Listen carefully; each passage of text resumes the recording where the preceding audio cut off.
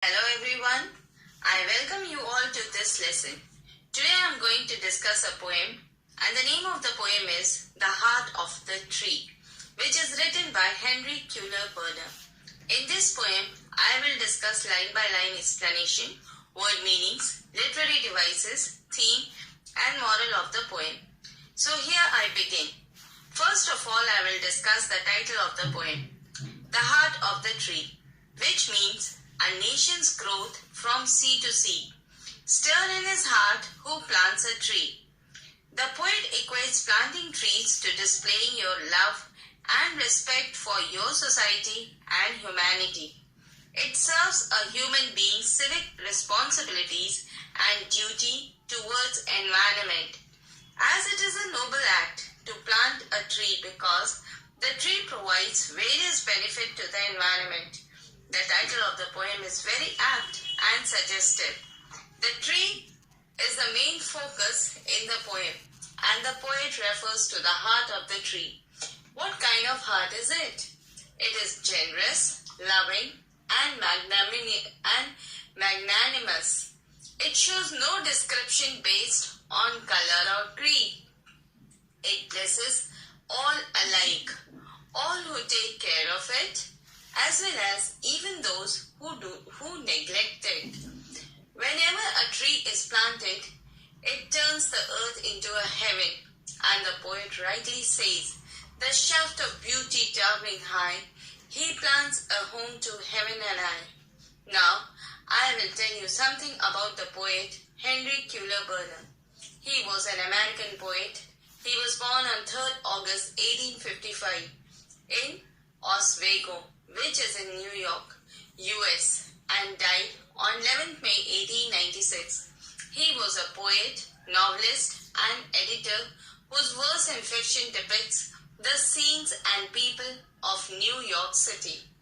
Now I will give you a brief introduction about the poem, The Heart of the Tree.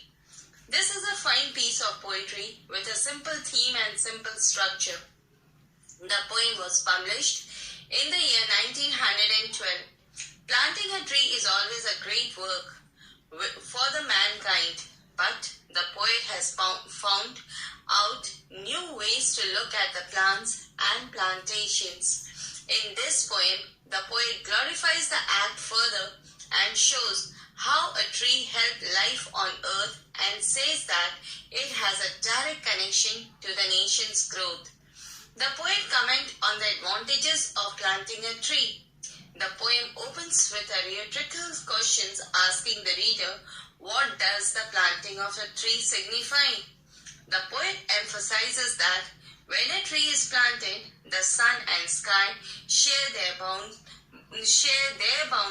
like a friend with the earth. The tree which rises high helps in originating cool breezes, a home which is close to the heaven for the birds to nest and nurture the young ones. The music created by the humming of birds and breeze is like heavenly song, and the poet retreats that these are all the things that are created when a tree is planted. The poet also says that by planting a tree, one ensures that there is a cool shade, no dry spell as trees make sure that it rains. It leads to new life, to replace the one which is witnessed. It adds beauty to the plains. It becomes a joy for everyone.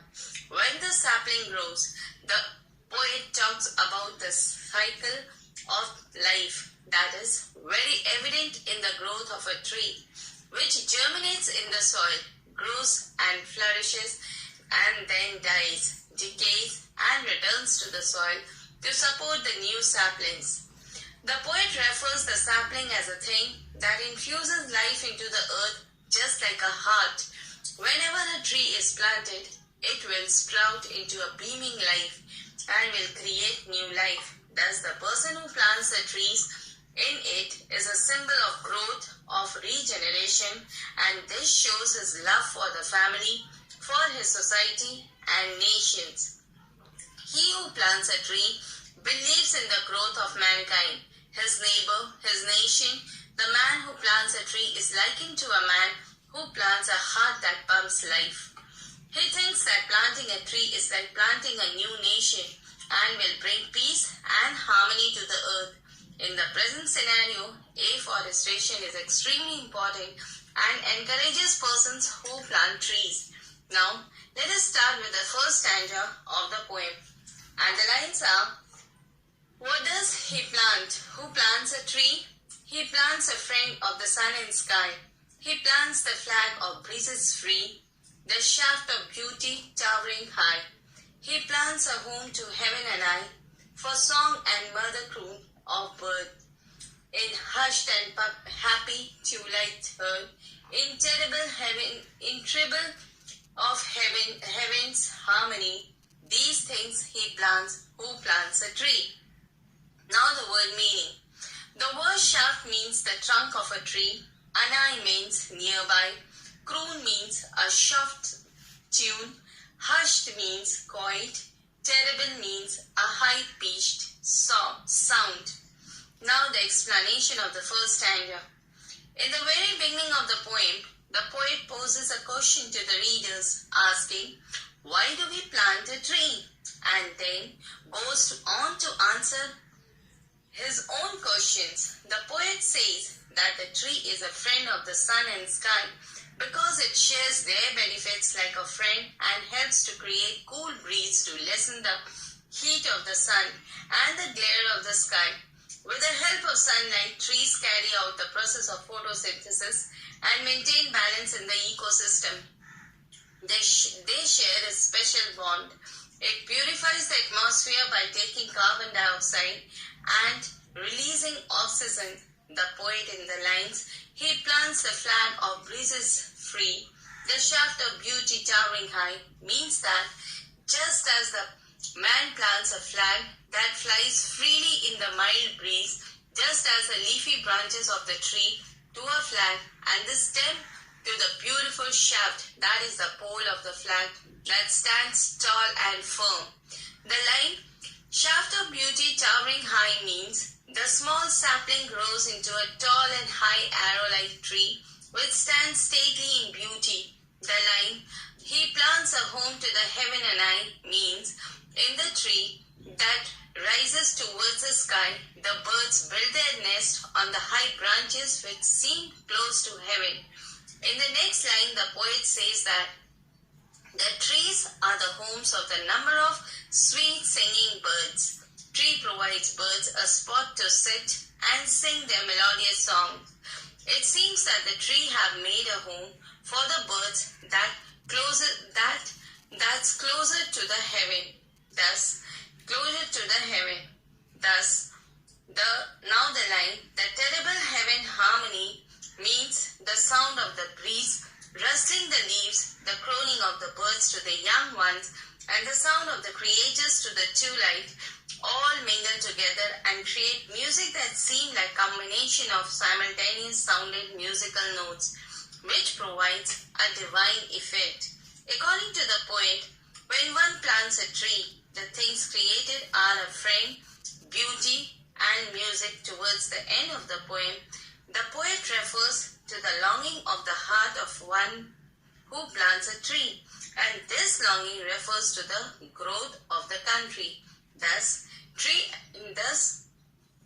these are the things done by a person who plants a tree, and therefore, planting a tree is not an ordinary thing to do, but a heavenly affair.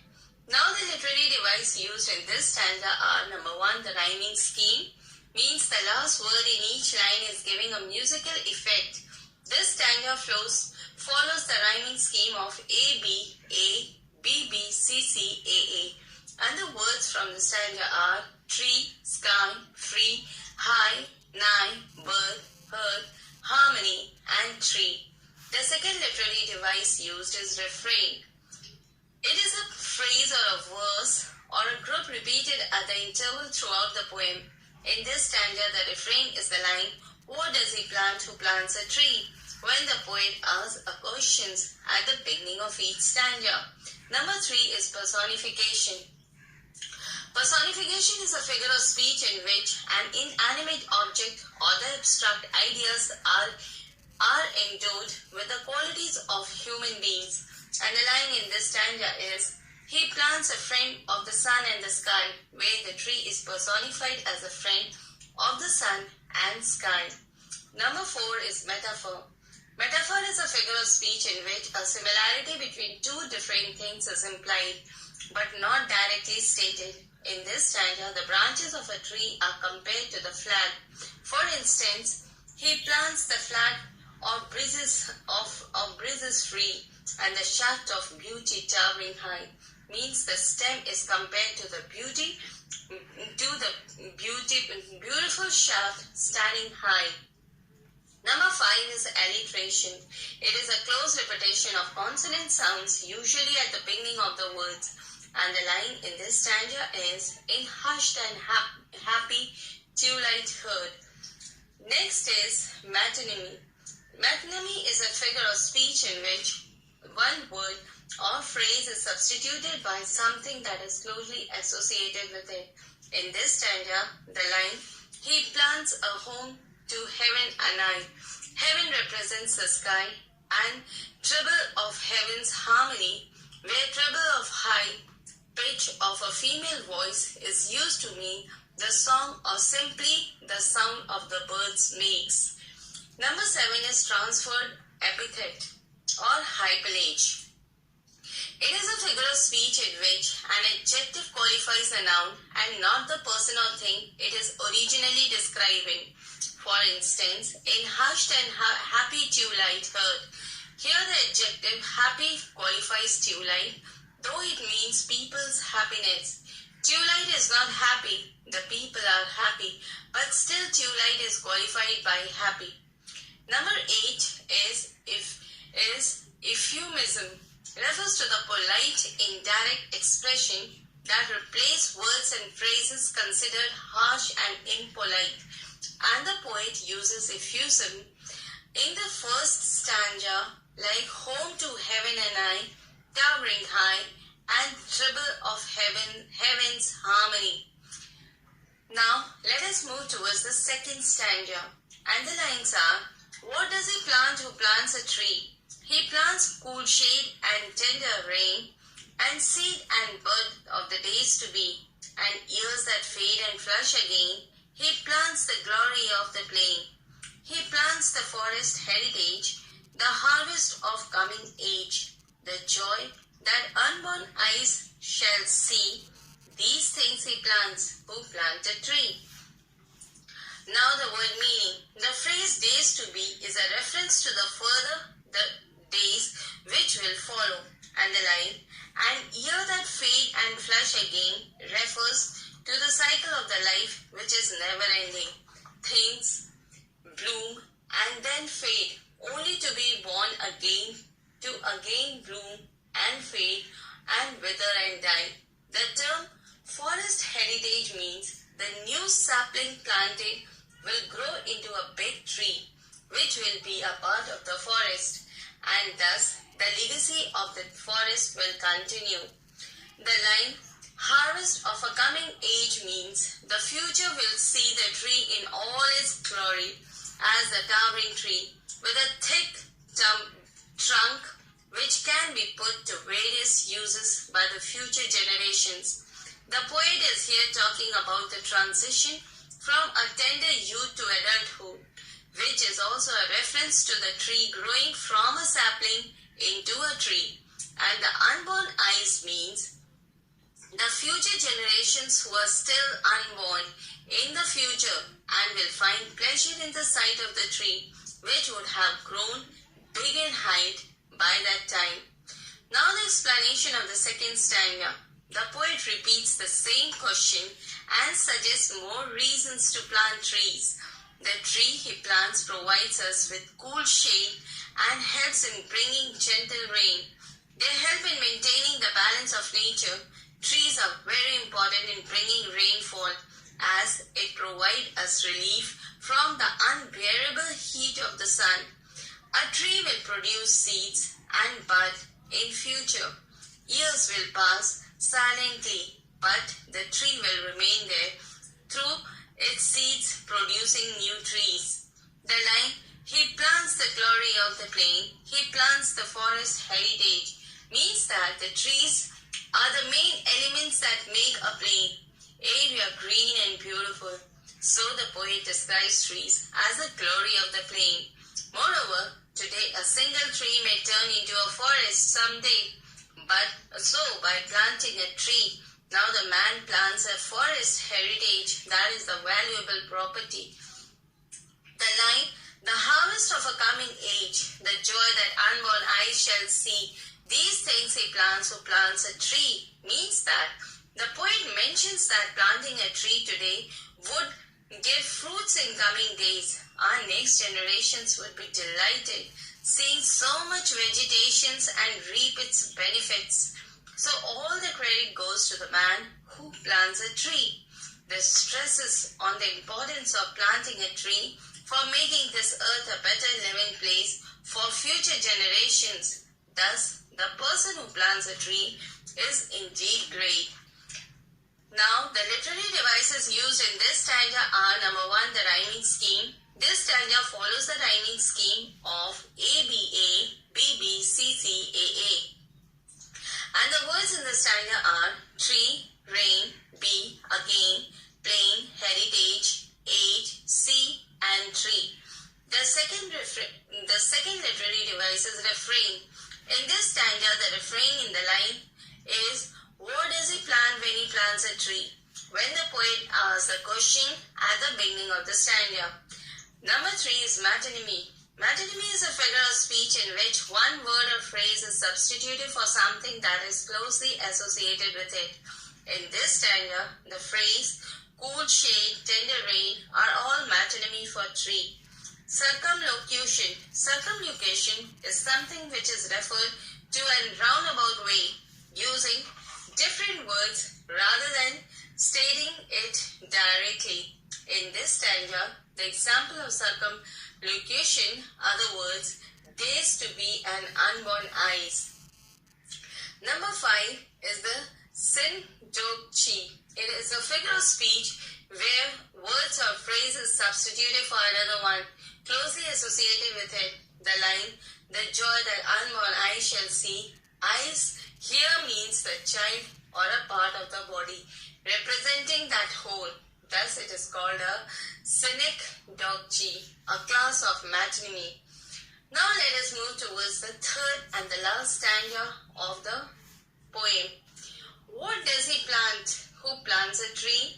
He plants in sap and leaf and wood, in love of home and loyalty, and far cast thought of civic good, his blessings on the neighborhood, who in the hollow of his hand holds on the growth of all our land. A nation's growth from sea to sea stirs in his heart who plants a tree. Now the word meaning. The word civic good means social responsibilities or duty. Hollow refers to palm. The line, a nation's growth from sea to sea, means that the poet believes that the tree is a symbolic and will lead to the prosperity and peace of the nation. It will be a transition to peace and growth. The phrase stir in his heart means that the feeling that are awakened in the heart of a man who plants a tree are feeling that hope for growth and transformation. The line, growth of all lands, refer to the entire earth as our land or the lands of all mankind. Now the explanation of the third and the final stanza. In the final stanza, the poet poses the same question. According to the poet, a man who plants a tree does so because of his loyalty towards his neighborhood, family and society. By planting a tree, he expresses his concern for the future planet. The trees that he plants give food, wood, and sap to all human beings. The man who plants a trees is given godlike attributes as he takes care of the well-being of the people. By planting a tree, he initiates a step in the path of the progress of the nation. This helps in the nation's growth. Thus, one who plants trees wishes prosperity for his country. This capitalization of his. The word edge indicates that the man who plants a tree is all powerful and the destiny maker of a nation. He is a divine light as he contributes in making the world a better place for himself and for others. The last line, stirs in his heart who plants a tree, is very important as it talks about the man's heart, his feelings, dreams and wishes behind planting the tree that hopes for the growth and transformation. Hence, the poem establishes the fact that planting a tree is not an ordinary act, but something extremely significant and important. Now, the literary device used in this stanza are number 1, the rhyming scheme.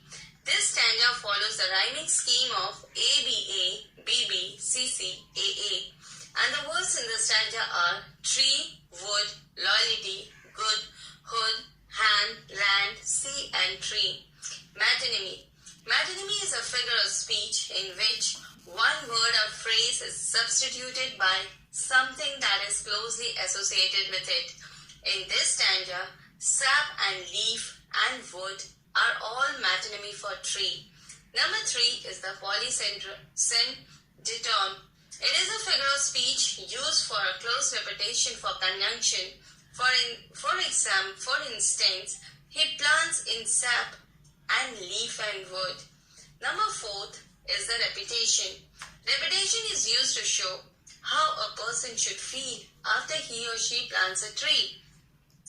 The first stanza of the poem, what does he plant who plants a tree, is repeated 3 times and is followed by these things he plants who plants a tree, which is repeated twice, and in the last line it says, a nation's growth from sea to sea is a new line, and then he says, stirs in his heart who plants a tree, means to say that planting a tree is like planting a new nation and it will bring peace and harmony to the earth. Number 5 is the symbolic. The tree is used as a symbolic of all the good in our lives. It symbolizes peace and prosperity in our country and in the world. It teaches the ways of love and loyalty. It symbolizes rich reward for our future generations and present a link of our present and future. It stands as a symbol of growth, prosperity and harmony. Number 6 is enumeration. Enumeration is the act of listing things one by one. It is a type of amplification or division in which the subject is further distributed into components or parts. In the poem, the poet has conveyed 3 different benefits of plantation in 3 different stanzas, maintaining the beauty of nature, duties to future generations, and contribution to nation's growth. Now let us discuss the theme of the poem. The poet attempts to educate the readers about the importance of planting trees for our survival.